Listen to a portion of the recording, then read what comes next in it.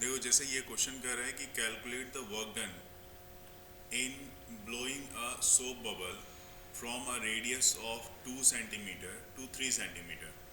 मतलब soap bubble के को आपने इस तरह से ब्लो कराया कि उसकी रेडियस जो है इंक्रीज हो गई 2 सेंटीमीटर से 3 सेंटीमीटर तक चली गई। तो the surface tension of soap solution is 30 dyne per centimetre. ठीक है, आपको वर्क डन निकालना है, जबकि जो इसकी सोप बबल की जो है सरफेस टेंशन में इन्होंने दे रखी है। तो सरफेस टेंशन के लिए तो आपको अच्छे से पता है कि इसको आप क्या लिखते हो, सिग्मा। सिग्मा आपके पास दे रखा है, ये जो वैल्यू है 30 dyne centimetre, dine per centimetre, ये किसकी वैल्यू है, सिग्मा की वैल्यू है, जो कि आपका सरफेस टेंशन है। R1 रेडियस आपके पास दे रखा है, R1 इक्वल टू 2 सेंटीमीटर। और सब मज़े की बात यह है कि सारा का सारा टर्म्स जो है वो किस में है, CGS में। R3 इक्वल टू है, R2 इक्वल टू आपके पास दे रखा है 3 सेंटीमीटर, ये दे रखा है। तो बबल जो होती है उसकी टू सरफेस होते हैं, जो सो बबल होती है उसकी टू सरफेसेस होती है। तो इनिशियल जो सरफेस एरिया होती है, सरफेस एरिया ऑफ बबल, चूंकि सरफेस एरिया ऑफ बबल की बात करते हैं तो मैं ये भी बता दूं यहाँ पे आपको, स्फेयर है वो।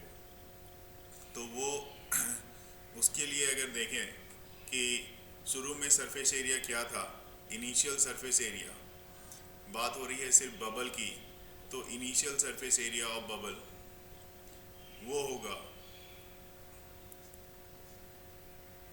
वो आपका कितना हो जाएगा। तो चूंकि दो लेयर हैं इसलिए टू का यूज़ करते हैं, 2 × 4 पाई R²।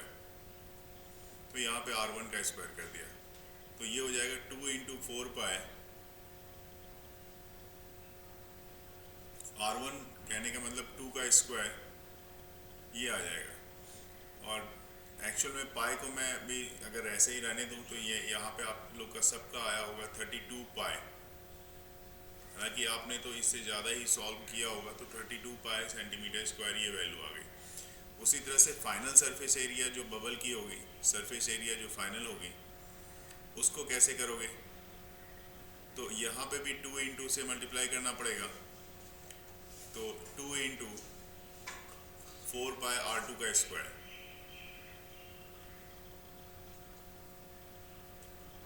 और जब इसकी वैल्यू आपने यहाँ पे रखी होगी 2 × 4 पाई, और R2 जो आपके पास है वो 3 सेंटीमीटर का है दिया हुआ ये क्वेश्चन में, तो 3 का स्क्वायर, तो ये आपके पास आ गया होगा 72 पाई सेंटीमीटर स्क्वायर, ये वैल्यू आ गई होगी आपकी। उसके बाद इंक्रीज इन सरफेस एरिया, तो यहाँ पे आप दिखा सकते हो increase in surface area. Increase in surface area दोनों को माइनस करके मिलेगा आपको, तो 72 पाई माइनस 32 पाई, तो ये आपके पास आ जाएगा 40 पाई, 40 पाई सेंटीमीटर स्क्वायर, ये सबका आया होगा। तो अब हमें वर्क डन देखना है ना। तो वर्क डन देखना है, थोड़ा सा स्क्रॉल कर लेते हैं जहाँ तक हमारा काम हो चुका है। तो वर्क डन जो है, वर्क डन इक्वल टू होता है increase in surface area into tension. तो increase in surface area, surface tension तो सिग्मा से लिखते हो, और इंक्रीज इन सरफेस एरिया, तो यहाँ पे मैं लिख देता हूँ increase in surface area. Soap solution का ये क्वेश्चन अच्छा सा क्वेश्चन है, छोटा सा क्वेश्चन है लेकिन आराम से ये सॉल्व हो जाएगा। सरफेस टेंशन 30 की है, इनटू ये है 40 पाई, 40 पाई। जब आप इसको पूरी तरह से सॉल्व करोगे, पाई की वैल्यू भी रख लो, तो ये आपके पास आ रहा होगा 3768। क्या ये न्यूटन में आएगा? नहीं, जूल है, तो इसकी यूनिट जो CGS से आप काम कर रहे थे, तो इसकी यूनिट आएगी अर्ग, तो ये यूनिट इसका आ जाएगा। ठीक है, सबका आया होगा, चेक कर लो एक बार, जिसका नहीं आया वो भी नोट कर सकते हैं। पहले ये देख लो कि आपका क्वेश्चन ये क्या है। पहले मैं क्वेश्चन रीड कर देता हूँ कि a U-tube contains water of methylated spirit separated by mercury. The mercury column in the two arms are in level with 10 centimeter of water in one arm and 12.5 centimeter of spirit in the other. What is the specific gravity of the spirit? इसमें सबसे पहले diagram बनाओ आप, वो काफ़ी help करेगा आपको। ठीक है, तो क्वेश्चन में तो मुझे साफ दिख रहा है यहाँ पे कि जो एच जी है, ये आपका एच जी है, रेड कलर में जो मैंने दिखाया है, ये एच जी दोनों ही लिक्विड को, फ्लूइड को सेपरेट कर रहा है। एक तरफ वाटर को जो 10 सेंटीमीटर की हाइट पे है, और एक तरफ दूसरी तरफ आपके स्प्रिट को।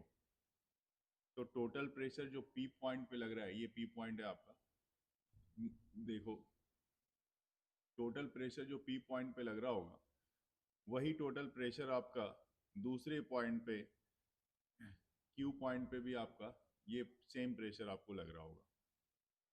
ठीक है, तो अगर आप दोनों ही प्रेशर की बात कर लो तो ये इसके लिए फॉर्मूला आप लिख सकते हो कि मान लो एटमॉस्फेरिक प्रेशर पी नॉट तो लगेगा ही ऊपर से, प्लस अगर इसकी हाइट h1 है तो h1 रो वन इंटू यहाँ पे हो जाएगा g। वहीं दूसरी तरफ इस पे भी एटमॉस्फेरिक प्रेशर आपको ऊपर से लगेगा पी नॉट, तो ये पी नॉट होगा प्लस हाइट होगी इसकी h2 रो टू इंटू जी। अब पी नॉट के बारे में मैंने बता दिया कि ये एटमॉस्फेरिक प्रेशर है। ठीक है, एटमॉस्फेरिक प्रेशर। और H1 क्या है, तो H1 हाइट ऑफ वाटर है, वाटर की हाइट ले रखी है आपने। H2 क्या है, ये सब चीज़ आपको मेंशन करना पड़ेगा वहाँ पे। H2 क्या है, तो H2 हाइट ऑफ स्प्रिट है। रो वन क्या है, तो डेंसिटी ऑफ वाटर है। ठीक है, रो टू क्या है, डेंसिटी ऑफ स्प्रिट है। ये सब मेंशन करने के बाद इक्वेशन 1 और 2 में देखो आप, पी नॉट और पी नॉट आपका कैंसिल हो रहा है। अगर प्रॉपर देखा जाए, ज़्यादातर कई बार हम डायरेक्ट दोनों तरफ के प्रेशर को इक्वल करने की कोशिश करते हैं, लेकिन पी नॉट को इग्नोर कर देते हैं। यहाँ पे भी पी नॉट कैंसिल हो रहा है, इसलिए इग्नोर करते हैं, इस चीज़ को ध्यान में रखेंगे। तो ये हमारे पास रह जाएगा H1 rho one g equal to H2 rho two into g, ये हमारे पास रह जाएगा। ठीक है, तो इसमें आप rho two by rho one ऐसा लिख लो, आप अरेंज कर लो बस। Rho two by rho one density का रेशियो इक्वल टू हाइट की भी रेशियो हो जाएगी, तो ये हो जाएगा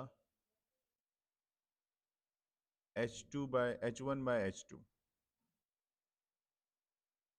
और this one is equal to H1 की वैल्यू 10 की है और H2 की वैल्यू 12। तो इस दोनों को जैसे ही डिवाइड करोगे आप, तो आपके पास वैल्यू मिल जाएगी 0.8 की। तो रिलेटिव डेंसिटी जो स्प्रिट की है, ये रिलेटिव डेंसिटी फॉर्मूला आपको बता रखा है। ऐसे भी रिलेटिव डेंसिटी बोलें या स्पेसिफिक ग्रेविटी बोलें, दोनों सेम होता है, वो 0.8 की मिलेगी आपको। ठीक है,